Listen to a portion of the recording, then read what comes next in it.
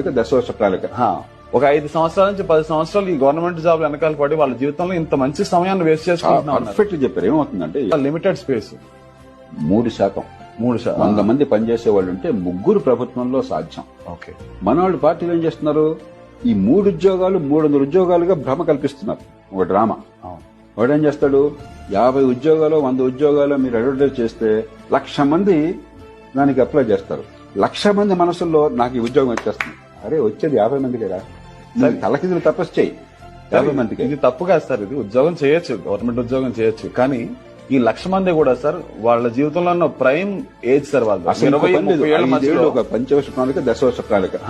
ఒక 5 సంవత్సరాల నుంచి 10 సంవత్సరాలు ఈ గవర్నమెంట్ జాబ్ వెనకాల పడి వాళ్ళ జీవితంలో ఇంత మంచి సమయాన్ని వేస్ట్ చేసుకుంటున్నారు. పర్ఫెక్ట్ చెప్పారు. ఏమవుతుందంటే 50 మంది కూడా నాకు ఈ ఉద్యోగం వస్తుంది ముందు ఒక భ్రమ.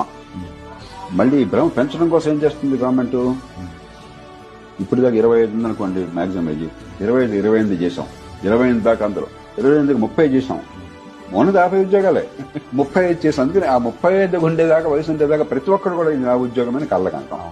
ఈ డ్రామాలు ఆడడం.